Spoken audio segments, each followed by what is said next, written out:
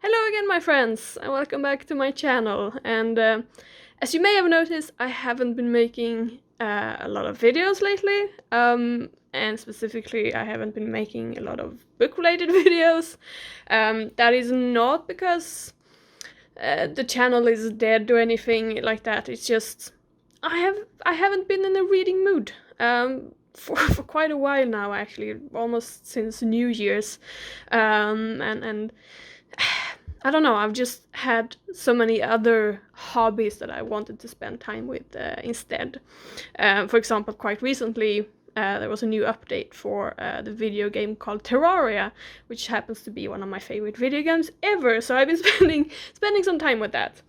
But I also have been spending time with role-playing games, and I mean, yeah, this is a book, and this is mostly a book-related channel, so I figured let's have a talk about this.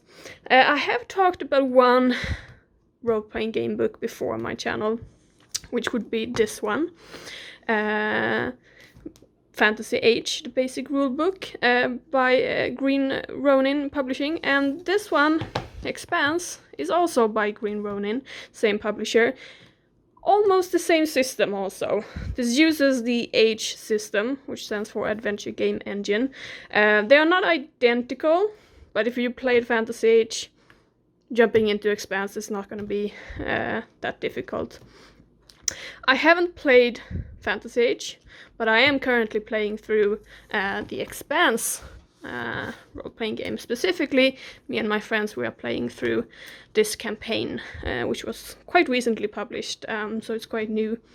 And we're about a sixth of the way through this one, and we're having great fun so far. I'm not going to talk about this book specifically today, I'm just saying it exists. I might talk about it on the channel in the future, we will see. But today I wanted to talk about this, which is the core rulebook for the Expanse role-playing game. And the Expanse, if you're not familiar, is of course based on the book series / TV series, also called The Expanse. The book series is written by James S. A. Corey. It starts with Leviathan Wakes, and then continues on. I think they're up to like 9 books at this point, maybe even more. I haven't really kept up to date with it. I did read the first book, and I talked about it on my channel in an earlier video. And if you watched that, you'll know that I was not a huge fan of Leviathan Wakes, the book. But I had been watching the TV show, and I do really enjoy the TV show. So first of all, I might get back into the book series at some point, and I also have this, which my friends wanted to play, so I decided to pick it up. And this campaign that we're running, I'm actually GMing, so you know, I'm the one leading the whole thing, if you wish. Arguably, you know, depending on how you define a game master, you can use different words there. But anyway, I wanted to take a look at this, so, you know, first you can admire the cover. It's a pretty good cover, I think. Not my favorite cover for a role-playing book ever, but I think it's fine. I am going to be talking a little bit about the art in this book later on, because I have opinions about it.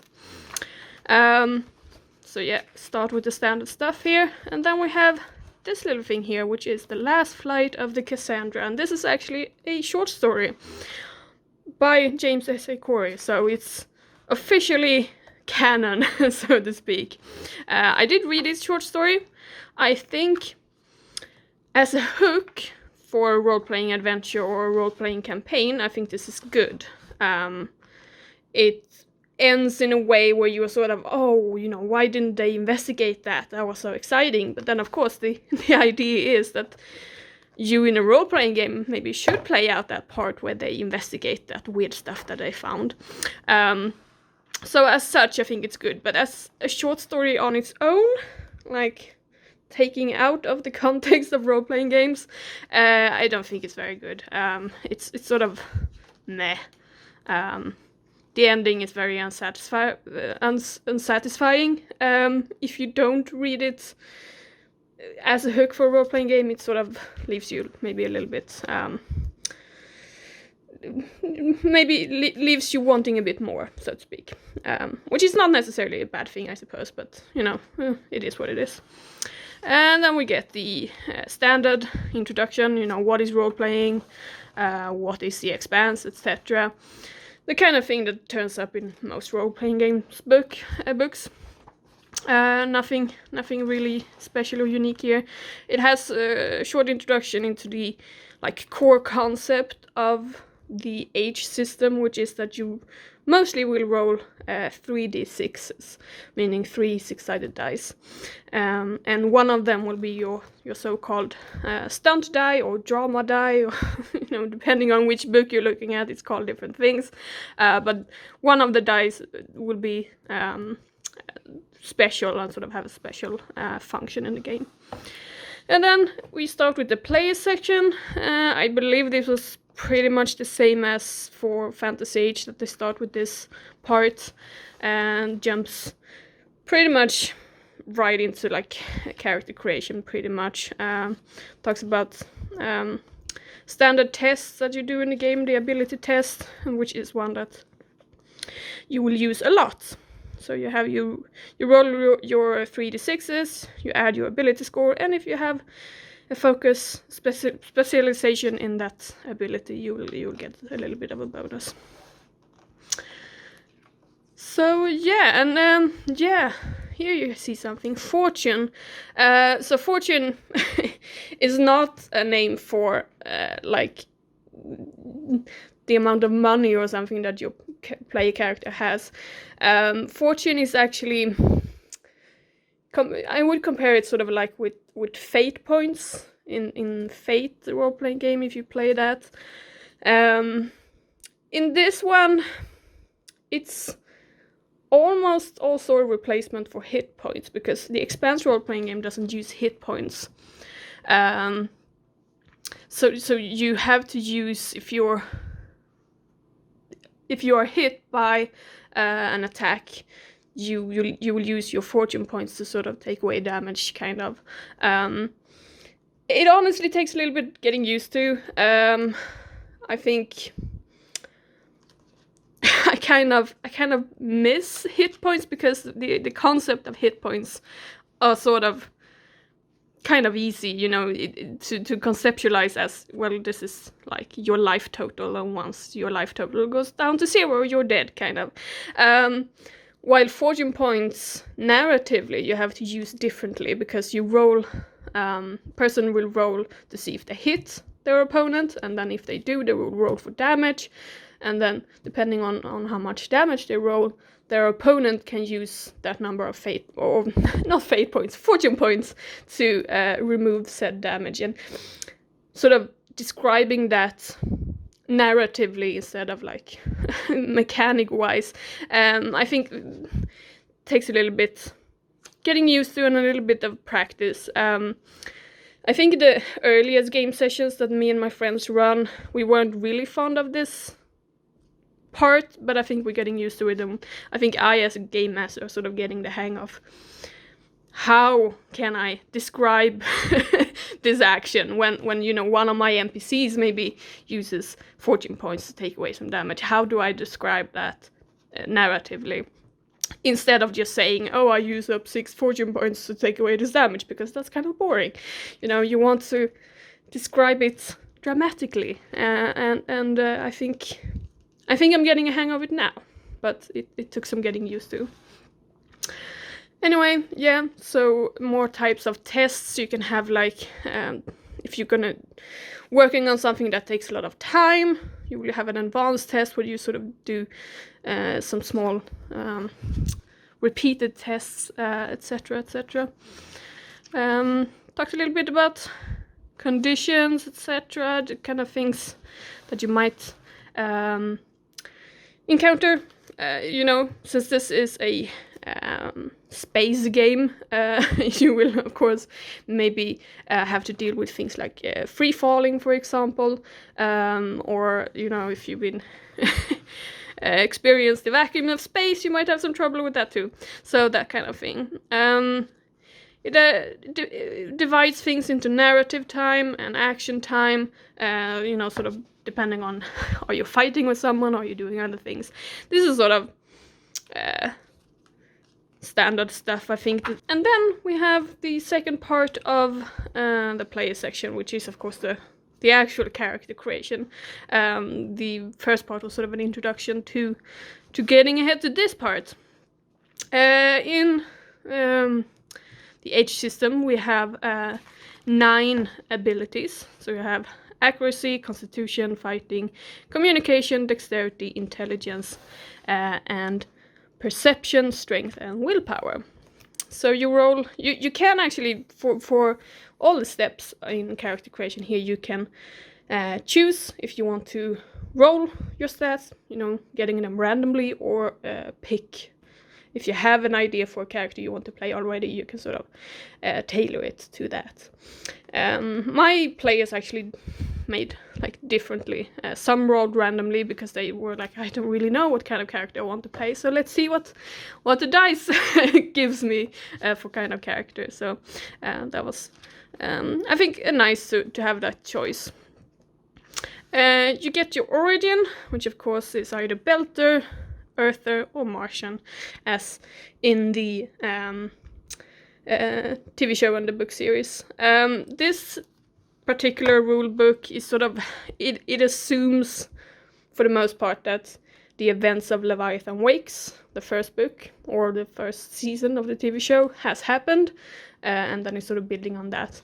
I believe Green Ronin has said that they will be releasing other rule books for like later parts of the series. So yeah, and then you can get your backgrounds, etc. What kind of environment did you grow up in and everything. Depending on what kind of background you choose, you get different kind of bonuses, etc. And they have quite a long list here of different ones you can choose from. Profession, also kind of the same thing. Depending on how you choose these things, it will affect how the people, the like NPCs you meet in an adventure, will look at you, because there are quite a bit of prejudice between different backgrounds and social classes, etc. Your drive, your sort of motivation for what you're doing this, and things like that. Not really the most important, or well, it's important, but maybe not the most interesting part of the books. This part, if I'm being honest. My players, they worked through this chapter, and I don't think they had any big issue with understanding it or anything like that. So yeah.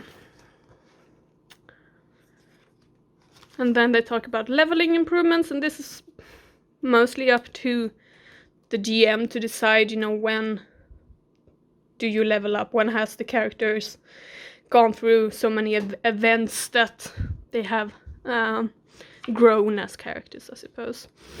My character, we have really only just begun our campaign, so my characters are, my player characters are just, has just leveled up to level 3, so we're not very far yet.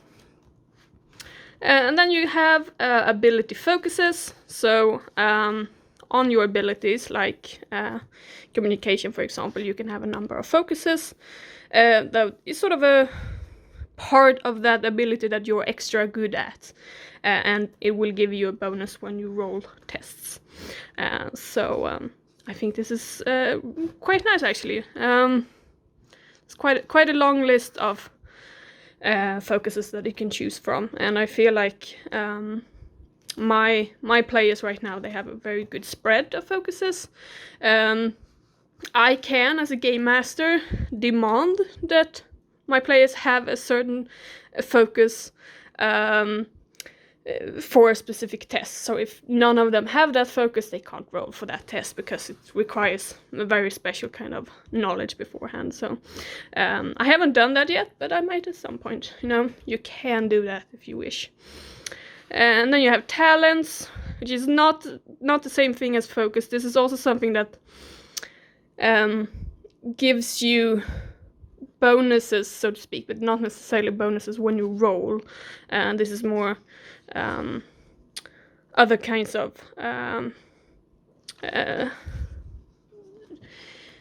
how should I say, additions to your character, I suppose. So there's quite a long list of those. And I'm not going to delve into all of them here, but for example, you can have talents that sort of gives you bonus with the pistol or with the rifle, etc. And you can practice these, so you start as a novice and then you can become an expert and lastly a master. So there's also kind of a leveling up system for those. And then you have specializations, also kind of similar. Helps shape your character somewhat with different additions to it. And also here you can level up from novice to master, the same as for talents. Quite a long list of those here as well. You have your gear and equipment chapter, which is kind of needed because this is a sci-fi setting. So you have some things that might need to be established. What kind of technology do we have here? What kinds of weapons, what kinds of armor, etc. And how are they used in the game? And sort of, how do we communicate in this universe, etc. That kind of thing. What can we use for types of things? You're probably not anyway going to run around with a sword in the Expanse setting. That will be kind of not very optimal, I would say. Even though I suppose you can if you want to. It's nothing forbidding you from having a sword in Expanse, but considering your opponents will have like big rifles and a heavy armor, etc. Kind of not the best choice of weapon, perhaps. And I like they have very general categories of weapons. You have light weapons, heavy weapons, makeshift weapons, and stunning weapons. And I think that makes it very easy to quickly decide, this weapon is a heavy weapon, or maybe if my characters have sort of put it together on their own, it's a makeshift weapon. It means that you don't have to sort of you don't have a long list of types of weapons, and then you have to sort of discuss, well, maybe it's kind of like this one, or maybe it's kind of like that one. No, just pick one. It's a heavy weapon. Well, if it's a heavy weapon, it's a heavy weapon. It's that easy. Some grenades and explosives, etc. Armor descriptions. We have these Martian power suits that are quite, I think from the TV show, quite iconic, really. And it's kind of one of the things that a lot of people recognize from the TV show. Something a little bit about income. How do you handle income in the Expanse setting? How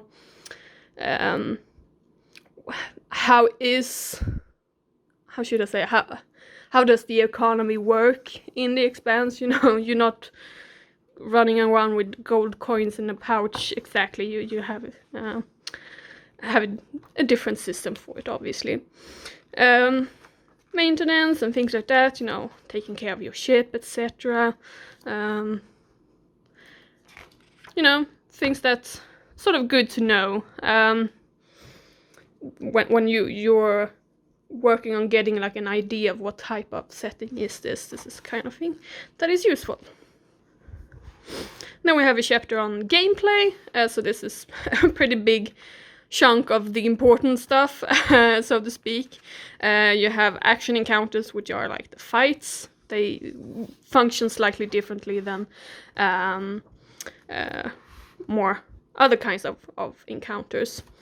So you can have major actions, minor actions, free actions, depending on what you want to do on your turn in the fight. And here are some examples of major and minor actions. I tend to, because this book is filled quite a lot with lists of different kinds. Like here you have actions lists, and later on we're going to talk about stunt lists and everything. I pretty much tell my players don't be locked in by these lists, use them as inspiration, and then tell me narratively what do you want your character to do, and then we will sort of fit that into one of these, or maybe we will sort of combine two and make up our own category. So it's working very well for us so far, but depending on your group, you might want to do things differently. I don't know, it's up to you. And then you have your making attack page here. This is one that in the beginning we were looking at quite a bit, because we had slightly issue of making sense of how an attack would work, because of, like I said, the fortune points thing that we had some issue with, but we're getting the hang of it now. So essentially the one that is attacking does an attack roll. Depending on if it's melee or range, you do a fighting or accuracy test. Compare it to the opponent's defense, and if it's more, then the attack hits, and then you determine damage. And depending on your weapon, you will roll different number of die or different ability that you're using. And then you compare that to the toughness of the opponents, and sort of determine if the opponent takes damage or not. And like I said, the opponent has fortune points that it can use to sort of remove damage if they like. So here's a little bit more information on the whole fortune point thing.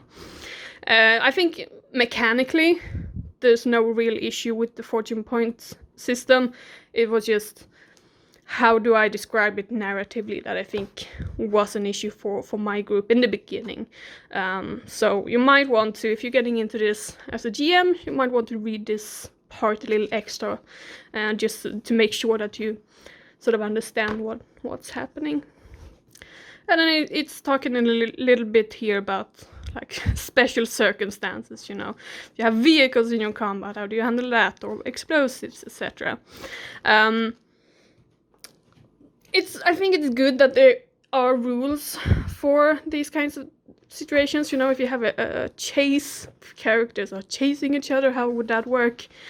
I don't think, we haven't really gotten to situations yet where I had to use these sort of specialized rules. I think I'm probably sort of gonna pick and choose a little bit. I'm not going to use maybe all of these, but I think it's good that there are rules for them. So, you know, if you're a kind of player group that really likes being stickler for rules, you know, you have them in here. So just use them if you like. My group, I think we are more, a little bit more loose on that part. We prioritize maybe that things make sense. Or maybe, well, make sense is the wrong phrasing here. That the narrative has a good flow, I suppose, is what we prioritize. And if you have to sort of stop all the time and just sort of, oh, I need to look up this rule, and now there's a +1 here, and there's a -1 there, and now you need to roll this, you know, too much of that, and you sort of lose the flow of the narrative, I feel like. So, you know, find a balance there that you and your group likes.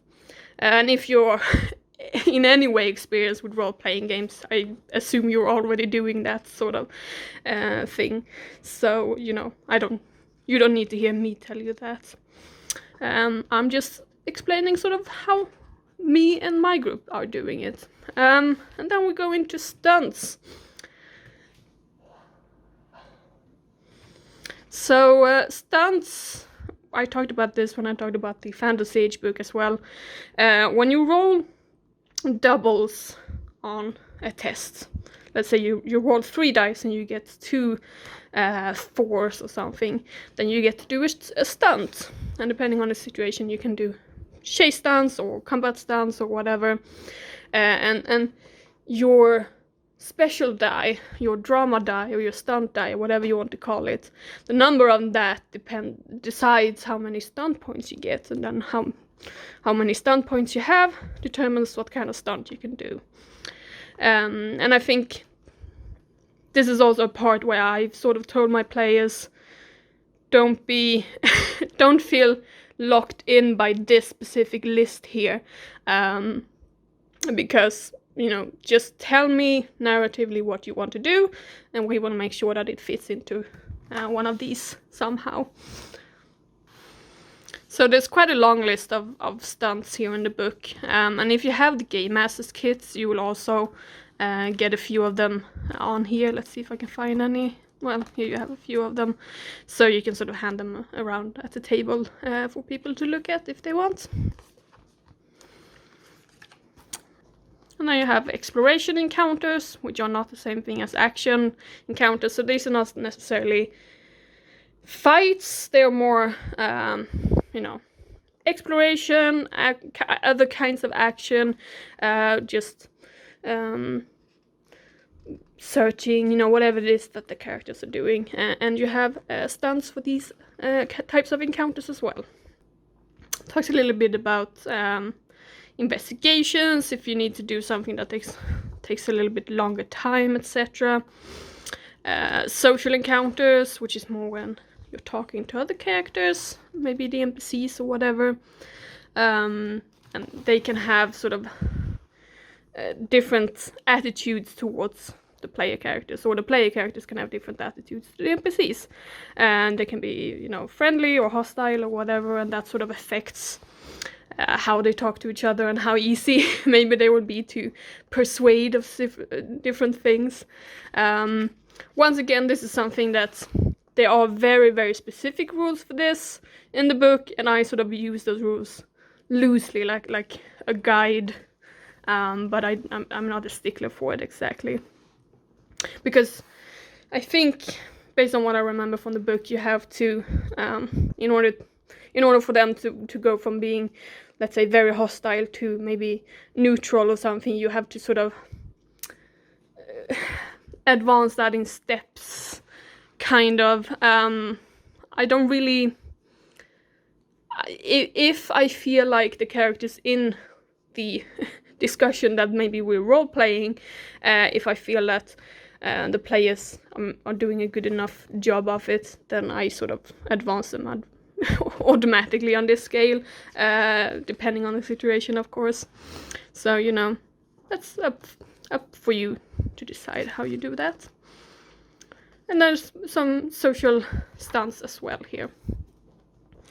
And then we have interludes. Interludes are kind of, because the Expanse has to do with space travel so much, and space travel takes time, even in the Expanse universe.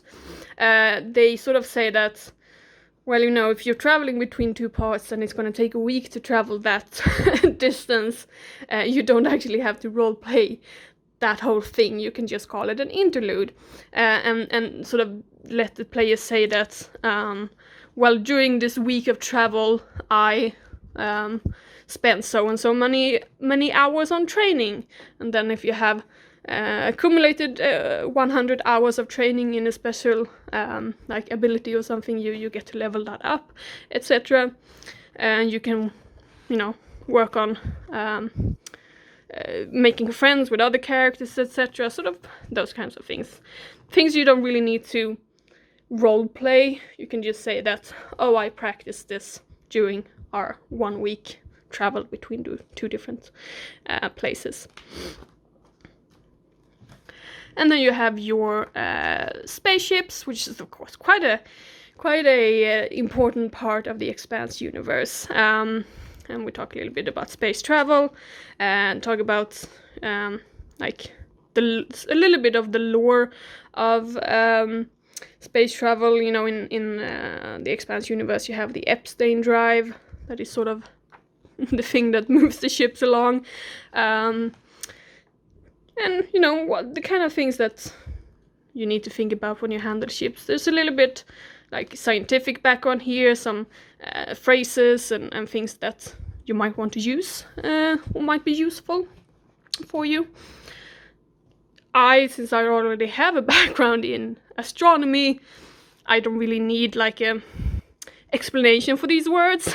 I already know them, but you know, not every people will. So explaining those kinds of things and explaining how you can use that terminology in your game is, I think, good.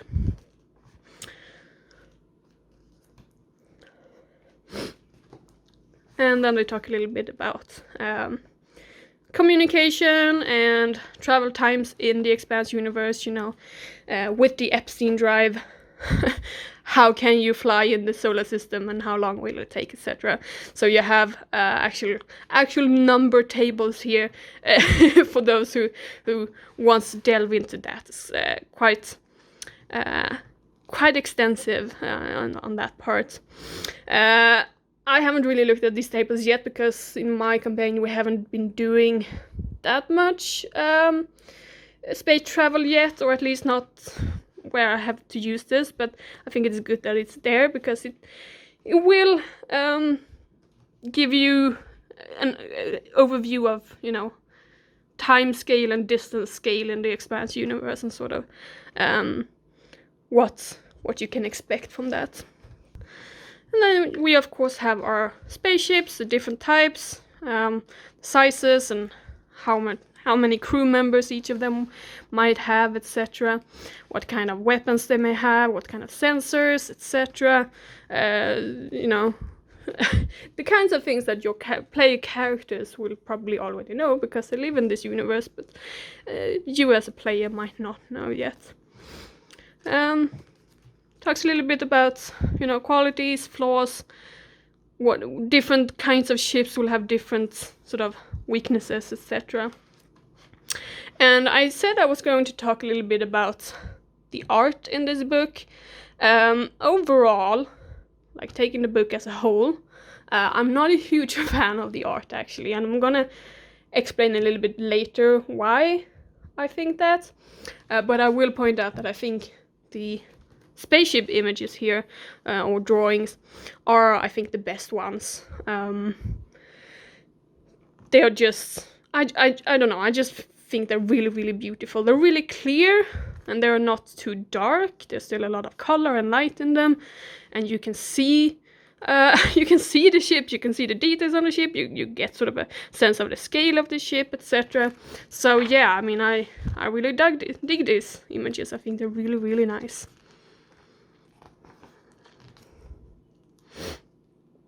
Like this one, for example, is, I think, really good. I love it. Really, really pretty. And then, of course, your space combat. This is also something that we have not gotten to in my campaign yet, so I can't really say how it's going to function in practice yet. I haven't tried it out yet, so to speak. But essentially, you will have one of the crew members on the ship will be a commander, and he will have, or she will have,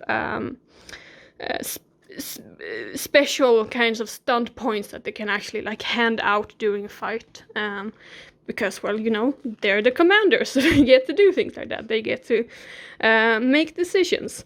But like I said, I haven't tried this out yet, so I can't really say what I think about it. On paper, I think it looks good. it looks like it's gonna work quite well, but we will see. I mean, some things you don't really notice until you see them in action, or use them yourself. So I reserve judgment on that part. And then we also have, you know, attack damage. How do you determine that on ships? It's a little bit different than in other types of fights. And then we also have an example encounter, and this I think is really good to help you understand how it can work narratively, and also how, you know, the mechanics sort of function in context as well. And then we go into the next part, which is a guide to the Expanse, and this is where we sort of delve more into the lore of the universe and the setting material, so to speak. We're now leaving the rules heavy bits behind here. You know, we're moving from the crunchy part to the fluffy parts here. And first we have a map of the solar system. Me and my group, we are all of us are engineers or scientists of some kind, and many of us have backgrounds in astronomy, so we don't really need a map like this, but I actually have, you know, in the core rulebook you will get a bigger version of this, which will be attached back here, and I've actually used that not as a functional item exactly, but I have used it as just sort of atmosphere and flavor. You know, you put this out at the table and you're thinking, yes, space, solar system, cool. So, you know, if you're not interested in using the tables here, or if you know your situation doesn't call for that, you can just have it as a piece of atmosphere and flavor. And then it talks about the future history, explaining sort of how the universe of the Expanse evolved from our present day Earth to the future, you know, colonizing the Mars and everything, and sort of the conflict between Mars and Earth, and the whole Belter scenario, and OPA, you know, the Outer Planet Alliance, how that came to be, etc. And here it explains about the Epstein drive more in depth. And I actually think this part should have come before this part, because here, the description of the Epstein drive here is not really enough, I would say. Here is where you gain an understanding of what it is and how it functions in the universe. So, sort of knowing narratively what the Epstein drive is before delving into how it works mechanically in the game rules, I think is probably the better choice. So I argue that this whole chapter should probably have been earlier in the book, because this is the chapter that you read and you get inspired by, and you figure out, oh, this is a really cool universe, I want to roleplay in this, and then you sort of delve into the the rule set and exactly how you would roleplay in this universe. But I don't know, that might just be my preference. And then mixed in with this, you get character portraits and character stats for some of the established characters from the book and TV show. And here I will once again say that I'm not a big fan of the artwork. I don't know what it is about this, but it's sort of, it almost looks realistic, but kind of not. Something a little bit of almost cartoony-ish character about it. And for me, it sort of goes into like an uncanny valley scenario. And I think because so many of the other images here are very realistic looking, when they're not, like I don't really feel that this image is here, it's a little bit jarring almost, if I'm being honest. So I'm not a huge fan of that. And then it delves more in depth into Earth and Earth society, etc. And if you have read the book series or watched the TV show, you're probably going to be familiar with all these things already. But if you're not, here's the information. And here I will once again talk about the artwork.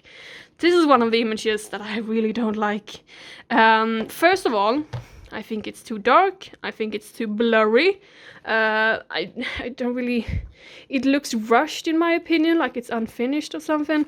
And also the character designs here, like their faces and the shapes of their faces, etc., does not look the same as what we had here previously. So having these two like in the same book is just like, huh? What? I don't get it. And I don't like this image. It's ugly. It's really ugly. So yeah, I have strong opinions about art sometimes. Anyway, moving on. So yeah, and here we have a little bit about the colony on the moon, Luna, for example. More information about Mars. Interesting information, I would say. This is a really good image, I think. I like it. It's atmospheric, it's colorful, looks good. And then we have our lovely Bobbi Draper, who is my favorite character from the TV show. Bobbi is kick-ass. The belt and sort of the situation there. And here's another image that I really don't like. It's ugly. Like, why is it so unfocused and fussy and just I don't like it. Take it away. Sorry. Then the outer planets, Jovian system, which is, you know, Jupiter and Jupiter's moons and Saturn, etc. Once again, quite a bit of information in here that is like real facts about the planets, which are mostly things I already know, but also about in the Expanse universe, you know, where do you have like mining stations, which parts of the universe are not really explored yet, etc, etc. So, you know, good stuff. And then we have the Game Master section, where we have, I assume this is anyway, the proto-molecule structure that is growing on Venus after the events of Leviathan Wakes. At least it looks like it's Venus because it has a yellowish atmosphere in the background there. I think this is a good image to start the Game Master section on, because, you know, sort of deciding what happens with the proto-molecule is kind of up to the Game Master for the most part. This also has like the standard game mastering introduction. You know, what is a game master? What do you do? How do you approach that role, etc. Good stuff. If you're experienced game master, maybe not that interesting. But if you aren't, it's good things to know. It delves a little bit deeper into the different tests, how you do them, and what do you need to take into account as a game master in the tests, etc, etc. It talks about the churn, which is something I haven't really used yet, or haven't really understood yet, I suppose. So this is like a pool of karma, kind of. And when the pool gets too full, I suppose you can say, something will happen. It's sort of like a tool for determining in your campaign when something maybe unexpected should happen, you know, or something really, really major should happen. And I think I understand the point of it, to make sure that it sort of follows kind of the structure of a book or a TV show, where maybe at the end of the TV season you will have like a big climactic fight, and maybe you will even have like a cliffhanger, etc. And this is sort of a tool to help with that. But like I said, I haven't really used it much myself yet. Talks about NPCs and, you know, standard game mastering stuff. Talks about creating adventures, etc. Since I'm running a pre-written campaign, I haven't really dealt with writing my own yet, but it sort of approaches here, you know, how do you deal with canon, for example, since this is so heavily based on an existing IP, for example. You might want to talk about this with your player beforehand, you know, if you're gonna diverge from established canon in any way in your campaign, you might want to explain that, or maybe talk to them about how comfortable they are with diverging from canon, etc. And then it talks a little bit about different play styles and sort of how you might the kinds of problems you might encounter in a group and how you handle them. Like I said, if you're experienced, this is not going to be very useful for you, but if you're not, it might be good things to think about. And then we have the chapter on threats. Since the Expanse is not a big universe filled with aliens, at least not around the events of Leviathan Wakes, you don't really have a number of different alien species that you can put in a bestiary. So you instead have to think about other kinds of opponents, so to speak. They're not really characters themselves, but like, exposure and gravity and things like that, radiation that might pose a problem for your player characters, for example. And then it talks a little bit about the proto-molecule, which is of course a very central big part of the Expanse universe, and how sort of that works, and how maybe you really want to use that a lot in your campaign. And if maybe you don't want to use the proto-molecule, sort of how do you approach that? And then it has a few sample adversaries here that you can use, or you can modify as you like it. And I do believe we have the vomit zombie over here. I haven't gotten to using that one yet, but I think it might happen at some point. Here is a little bit more of an in-depth guide on like leveling up and things like that, and the kind of rewards that the players can get, etc. And here we have another image that I think is possibly the worst image in the entire book. What the fuck is going on with this image? Okay, so you see the front guy here. You can see he has a shirt and he has pants on, and you can not clearly see the division between them, but quite clearly. But then this guy and this guy and this guy, where does their shirts end and the pants begin, and why is this guy just like one giant grey bluish blob? I don't know. It's just, what? Why do you draw it like that? It's ugly and it's unfinished and it's ugh. Draw it so I can clearly see what it is. What is this? What is it? Bleh. Sorry, I got mad again. Anyway, moving on. I mean, I know what this is, but I can't see clearly what it is, if you understand what I mean. I mean, I know, obviously, these guys probably have the same kind of clothing as this guy. I have no reason to believe otherwise, but show it to me. Don't just blob a piece of paint on there and say that, oh, that's finished. No, that image is not finished. Finish it. Anyway, relationships, how you build relationships with other characters in the series. And then it talks about sort of how you approach writing a campaign in the Expanse universe, sort of what kinds of adventure can you have in this universe.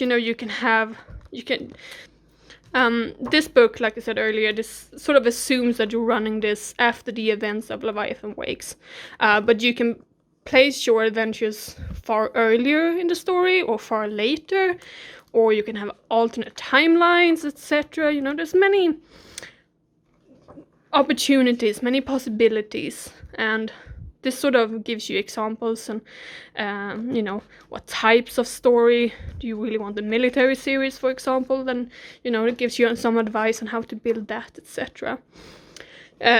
Once again, since I haven't been building my own campaign at this point, I'm really only running a pre-written one. I don't have much to say about this part other than when I was reading through it, I thought it was useful information. And then we come to the last part here, which is a sample adventure. This is To Sleep, Perchance to Dream. And this was actually the first adventure I run with my group. We played through this before delving into the Absu's Bounty campaign. And we had a great fun with this. I think I like this one better than the one that was in the Fantasy Age rulebook. That I didn't play through that one, but reading through it, it was a little bit uninspiring, I think, underwhelming perhaps. But this one is actually really, really funny. Or not funny, it's fun, it's exciting. There's a lot of things happening, and I think the adventure works as a very good introduction into the Expanse as a whole. The kinds of adventure you will play in that setting, the kinds of things that can happen in that setting, etc., etc. There are a couple of other pre-written adventures which I haven't played. If you have the Game Master's kit, you will have one in here. Let's see if we can find it. I think it's right here at the start. Yeah, the Ganymede Insurance Job. I haven't played that one, don't know much about it.